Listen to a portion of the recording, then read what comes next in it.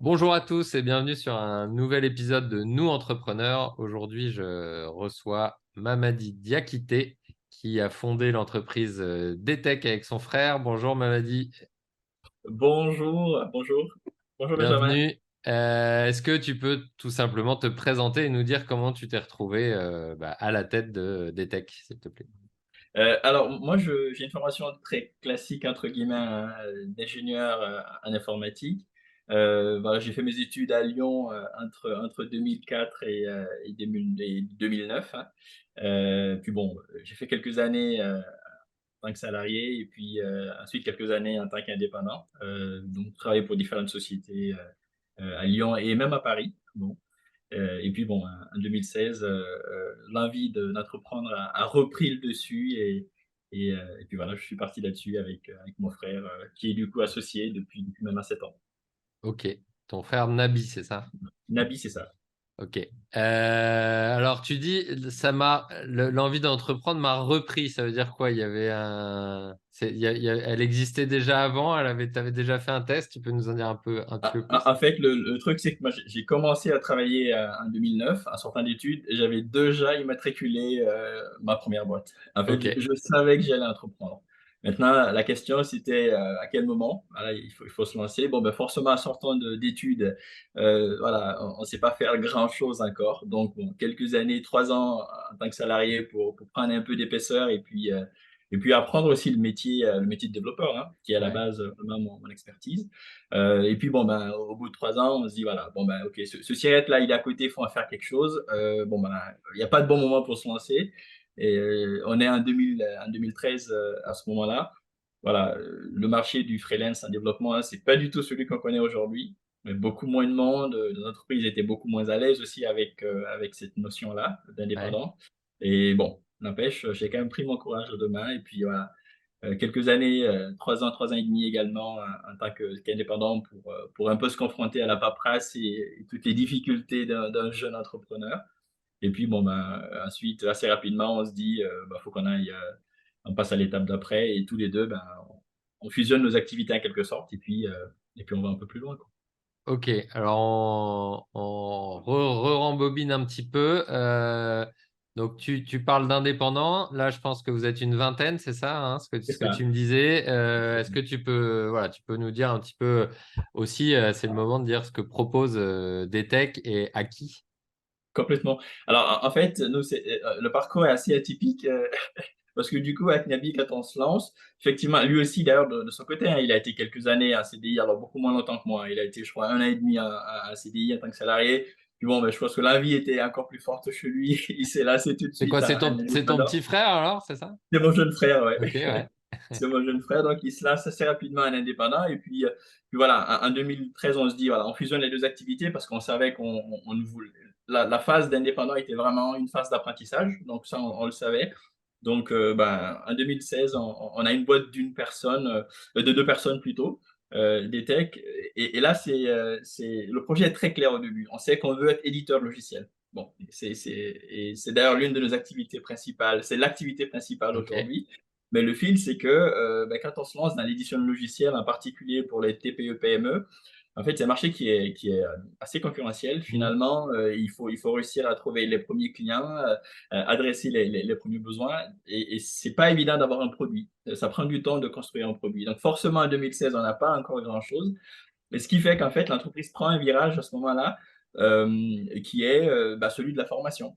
C'est-à-dire que pendant quelques mois, on se retrouve, et c'est marrant, pendant 4 mois, quand on se lance en juillet 2016, on est enfermé chez lui dans son appartement. Et là, on développe un produit qui est très précis qu'on a en tête. Sauf que bon, ben, les factures, la trésorerie font très très vite. Et Ouais. du coup, on commence à répondre aux sollicitations pour aller former des personnes en reconversion. Et pour financer du coup le projet, on y va. On y va, et moi je me lance. On est fin 2016. Et puis il y a un des acteurs, un des gros acteurs de la formation en France qui me propose d'aller à Clermont et de former des gens pendant 3 mois. Ok. Donc moi j'ai précédemment accompagné des juniors, mais j'ai jamais formé des gens pendant 3 mois, encore moins des gens en reconversion pro. Ouais. Bon, ben, j'y vais. Et puis en fait, ça se passe super bien. Ça se passe vraiment super bien. Ces 10 personnes-là, au bout de leur formation, sont embauchées par l'une des grosse SS2I qui est à Clermont. Je ne dis pas son nom, mais je pense que tout le monde la reconnaît assez facilement parce elle est quasiment la seule ou Ouais. l'une des seules qui est bien implantée. Donc, bah, du coup, ça donne une sacrée belle expérience. On se rend compte qu'au-delà de réussir à financer comme ça des techs, en fait, on prend goût à ça. Donc, on le fait Ok. une fois, une deuxième fois, une troisième fois. Bah, on va un peu partout, hein. On va à Paris, on va à Strasbourg, on va à Toulouse pour faire ça. Et puis, avec Nabi, on se dit, finalement, en fait, on a un savoir-faire qui est finalement le développement. Et bah, autant en faire aussi autre chose. Donc, du coup, on crée un centre de formation qui aujourd'hui est Calliope. Ok. Voilà. Et du coup, le centre de formation là, il est vraiment son activité, c'est former des gens, des développeurs, mais c'est des gens qui viennent d'ailleurs. Ils ont été enseignants, ils ont fait de la physique, ils ont fait des maths, Ouais. ils ont fait C'est pas leur droit. première vie professionnelle, quoi. C'est ça, c'est pas leur première vie. Voilà. Et en fait, ces deux éléments-là, en fait, aujourd'hui, ça correspond au modèle d'entreprise de DTech parce que ensuite, cette OF-là, on arrête de le faire pour d'autres, on décide de le faire pour nous-mêmes. Donc, en 2019, on va chercher des personnes qu'on forme avec l'aide de Pôle emploi et d'Atlas, qui est le financeur des formations dans Ouais. l'informatique. Et puis, ben, on a 10 personnes, on en embauche 6. Et puis, ben, ça se passe très bien. On arrive à commencer à faire des logiciels. Donc, on revient un peu on raccroche le wagon de la formation avec la partie édition. Et puis ensuite, s'écoule 2 ans. Et puis en 2021, on refait encore la même chose. On va également former des personnes qui viennent d'autres horizons. Et du coup, on fait des logiciels avec eux. Ce qui fait qu'en fait, au bout aujourd'hui, en fait, c'est nos deux activités. C'est-à-dire qu'on est vraiment éditeur de logiciels à Ouais. destination des TPE, PME. Et, euh, et, euh, et l'idée, en fait, c'est que notre particularité, c'est qu'on pense que faire des logiciels finalement pour les entreprises, c'est intéressant aussi de le faire avec des gens qui viennent d'horizons différents, parce qu'ils ont un vernis différent, une culture, un parcours différent, ce qui donne du coup une attention très métier, Ouais. voilà, une attention particulière à nos logiciels. Voilà. Ok, alors tu parles le logiciel de TPE, PME qui est effectivement un domaine assez concurrentiel. Est-ce que c'est quoi votre unicité? Qu'est-ce qui fait que une TPE, PME doit venir chez vous ou vient chez vous naturellement et se dit bah c'est chez eux que je vais pour tel besoin ou c'est un secteur, c'est un métier, c'est quoi? Alors, il y a vraiment, il y a trois choses, hein. C'est vraiment, nos clients viennent souvent chez nous et restent chez nous pour trois raisons. La première, c'est notre agilité. C'est vraiment notre capacité, du coup, à partir de nos solutions. Finalement, aujourd'hui, on a des solutions sur étagère. On peut presque en prendre une et puis la déployer pour un besoin précis. Mais finalement, notre plus-value par rapport aux acteurs qui sont soit plus gros ou à la concurrence, c'est que nous, on est capable de prendre nos solutions et de les adapter vraiment aux besoins spécifiques de chaque entreprise. Finalement, une entreprise qui est dans un secteur, prenons le transport, en fait, il y en a plein d'autres qui font la même chose, mais la culture de l'entreprise, l'historique de l'entreprise, les équipes aussi, le niveau de digitalisation des équipes fait que, en fait, on ne peut pas mettre la même solution partout. Et Hmm. ça, nous, on sait le faire aujourd'hui très facilement parce qu'on parle de nos logiciels avec une liberté, entre guillemets, une agilité qui est intéressante. Ça, c'est vraiment la première raison. La deuxième, c'est notre savoir-faire en conduite du changement. Finalement, souvent, quand on parle logiciel, application, on pense ligne de code, on pense développement. Hmm. En fait, il y a d'abord un savoir-faire qui est en amont, qui est vraiment la capacité à amener tout ce qui est transition numérique au sein d'équipes dont ce n'est pas le cœur de métier l'informatique. Et donc, nous, on va être capable de s'adapter à la fois aux équipes très digitalisées, bon, mais aussi aux équipes qui le sont moins, voilà, de manière à finalement conduire le projet et au bout, en fait, tous les acteurs sont embarqués et je dis souvent que la mise en production doit être un non-événement. Voilà. Ouais. Parce que les gens l'ont adapté au fil du chemin, ils ont participé à le concevoir, on les a intéressés. Voilà. Ça, c'est vraiment un deuxième élément que nos clients apprécient. Et puis, il y a un dernier élément, on en a parlé tout à l'heure en préambule, c'est l'expérience utilisateur. En fait, notre cœur de métier, ce n'est pas d'aligner des lignes de code ou même d'aligner des suites de fonctionnalités. Ce qu'on fait, c'est vraiment de répondre à des besoins, à des problèmes, à une difficulté. Et pour ça, il faut partir de cette difficulté-là, identifier le parcours utilisateur et concevoir l'outil de manière à améliorer sa productivité, à améliorer, à rendre l'information accessible facilement, à réduire le risque d'erreur. Et ces enjeux-là, pour les adresser, l'expérience utilisateur doit être au cœur du développement des outils. Et c'est ce qu'on essaie de faire sur l'ensemble de nos solutions. Donc voilà les trois éléments qui font que bon, ben, les TPE-PME viennent nous voir, en particulier à DT, quoi. Ok, et donc c'est marrant, c'est que j'imagine qu'effectivement la formation de personnes dont l'informatique n'est pas le premier métier doit pas mal vous aider et infuser sur ce que tu disais du fait que des équipes qui ne sont pas forcément digitalisées, voilà, vous allez travailler avec eux et donc vous allez réussir à bien comprendre cette diversité de profils et des gens voilà, qui ne vivent pas l'informatique au jour le jour, on va dire. C'est exactement ça. J'ai un exemple que je prends de temps en temps, c'est que chez nous, on a des développeurs qui ont été précédemment conducteurs de camions. Bon, et ben, du coup, dans le transport, et ben, très bien. Ça fait que du coup, des enjeux Ouais. liés, typiquement, on a deux de nos outils qui répondent précisément à cet enjeu-là. Un transporteur, il a beaucoup de sinistres potentiellement dans son parcours. Il y a des accidents sur la route, dans les entrepôts, sur les parkings. Avoir son recul, son expertise, c'est un élément finalement, c'est presque avoir des personnes, des équipes de nos clients au sein de nos équipes. Donc, ça amène une vraie plus-value. Voilà. Donc, ça, effectivement, tu l'as compris. Bah, disons que c'est cette synergie-là aussi qui est entre nos deux activités, où on arrive vraiment à aller chercher des personnes qui ont un parcours de vie, une expérience passée, et qu'on va mettre au service des outils, des logiciels concrets. Voilà. Ok. Bon, tu nous as parlé un petit peu de la genèse, de ce que vous offrez aux clients. C'est quoi votre ambition avec des techs? Bah, en fait, nous, il y a deux éléments qui nous tiennent à cœur. Il y a vraiment deux éléments qui sont importants pour nous. Avec des textes, c'est de créer un cadre qui permette à nos collaborateurs. Alors, Nabi, je prends une phrase de Nabi, qui dit qu'on a créé des techs pour y faire ce qu'on aurait nous aimé faire dans d'autres entreprises. Voilà. Donc, vraiment, l'enjeu à des techs, c'est vraiment de créer un cadre qui permette aux personnes, aux hommes et aux femmes de s'épanouir, vraiment en faisant des choses voilà, qui les passionnent au quotidien, au service de nos clients. Ça, c'est vraiment un élément important Ouais. dans notre vision. Et puis, ça fait le point avec la deuxième activité, qui est vraiment cette partie accompagnement-formation, où on croit vraiment qu'il y a une vraie évolution de nos marchés dans l'IT, mais c'est vrai dans plein d'autres métiers. Et nous, on a envie d'accompagner ces changements-là par la reconversion pro. On pense vraiment que aller chercher des sensibilités, des profils, des personnalités différentes aussi, des parcours très classiques que moi je Mm. peux avoir ou que Nabi peut avoir, ça amène une plus-value. Et cet ensemble-là, je crois que qui est aujourd'hui l'identité de notre entreprise, est un élément important et qu'on a envie de continuer à alimenter. Voilà. Ok. Alors, tu parlais de l'évolution du marché, peut-être l'évolution, l'accompagnement du changement chez les clients, Oui. aussi chez les personnes que vous accompagnez ou que vous recrutez. Est-ce que vous avez des évolutions qui vous touchent en tant qu'entreprise et comment est-ce que vous vous y adaptez? Voilà, aujourd'hui, le marché de l'informatique mais je crois, percuté de plein fouet par l'arrivée massive des IA. Ok, ouais, Des IA, tout ce qui est intelligence artificielle. Alors, le plus connu à ce moment, c'est ChatGPT, mais ouais. il y a celui de Bard, et puis il y a tous les gros acteurs qui en sortent un.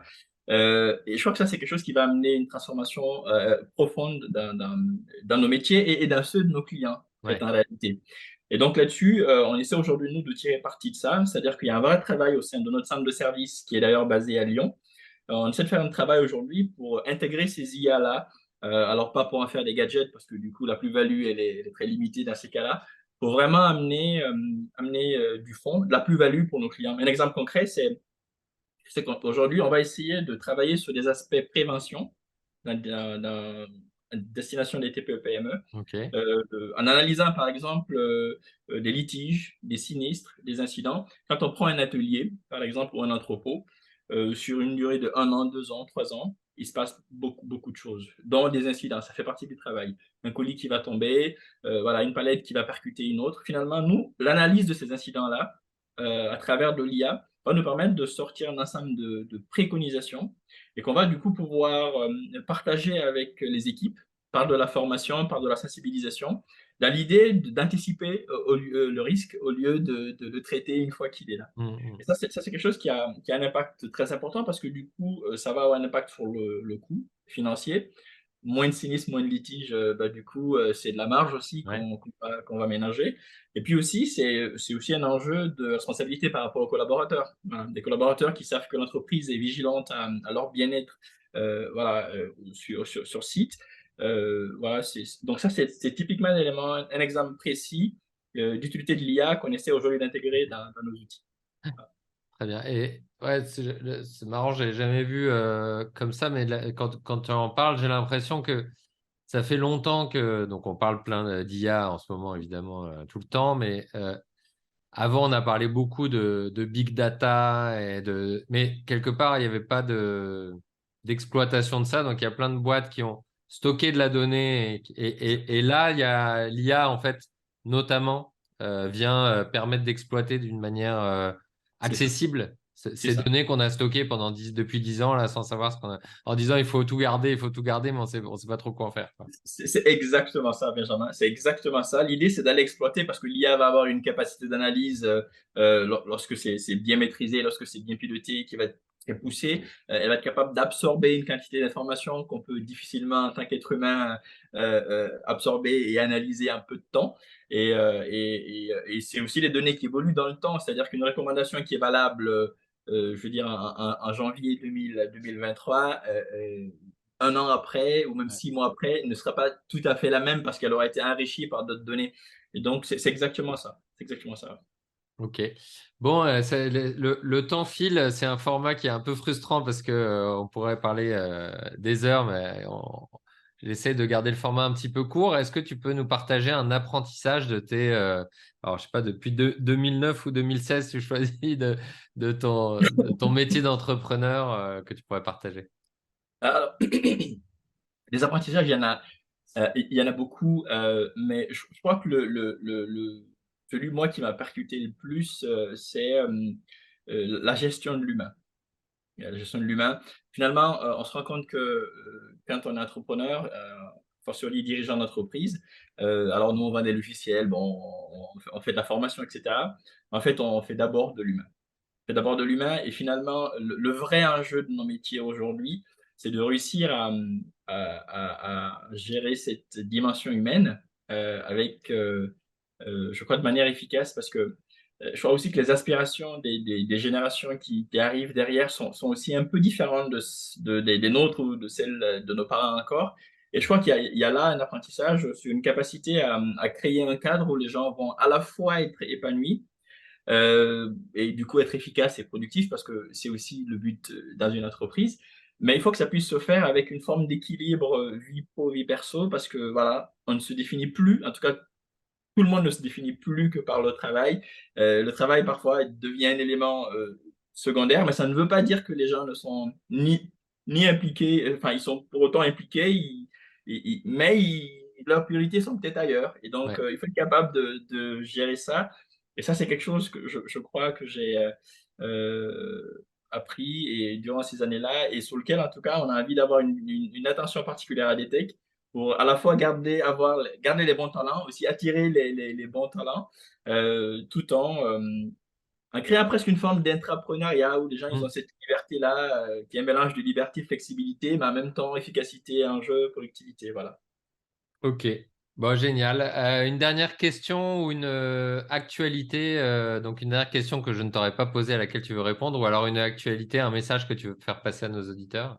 Bah, en fait, là, il y a pas mal de sujets, pas mal d'actualités que j'aurais envie de partager. Il y en a une en particulier qui est liée à notre activité d'édition de logiciels. Dans les semaines à venir, on va sortir une suite d'applications de métier.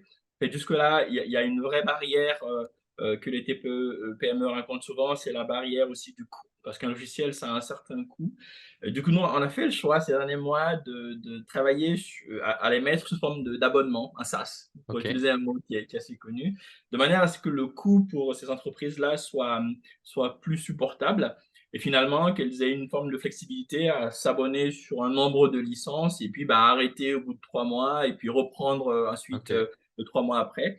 Et donc là, on va amener des solutions de gestion électronique de documents pour simplifier vraiment la relation 360 des entreprises avec leurs partenaires. Voilà, gérer les documents de manière vraiment fluide. On va amener une sorte d'extranet digitalisé. C'est un outil en fait qui permet à une entreprise de communiquer avec l'ensemble de ses partenaires, tiers, fournisseurs, clients, etc. Bon, la solution de gestion des litiges sinistres dont on a parlé rapidement, et le tout attaché à un CRM qui permet de gérer sa relation quotidienne avec des contacts, etc. Donc ça va arriver vraiment dans les semaines à venir de manière à permettre aussi à ces entreprises-là qui sont le tissu social en France, notamment, mais dans beaucoup de pays, de se doter d'outils voilà, à la mesure de leurs enjeux. Ok, et alors, bah, s'il y a des entrepreneurs qui nous écoutent et qui sont intéressés, comment est-ce qu'ils te contactent? Bon, alors là, c'est très facile. Moi, je suis très actif sur LinkedIn. Donc, mon profil LinkedIn, Mamadi Diakité, voilà, là, je suis très actif sur les sollicitations les retours, les prises d'infos, etc. Ou alors notre site, detect.fr, avec un formulaire de contact bon, qui prend moins d'une minute à remplir, hein, qui est très rapide et qui permet du coup voilà, de prendre contact. Là-dessus également, on est très réactif et voilà, et il y a rapidement une personne au bout du fil. Voilà. Ok. Bon, bah super. Merci beaucoup, Mamadi, d'avoir répondu à mes questions. Et puis, bah, on te souhaite plein de succès aussi sur ce pivot, du coup, nouvelle offre. Et on suivra ça avec grand intérêt. À très bientôt. Merci Benjamin, tout le plaisir a été pour moi. À bientôt. Au revoir.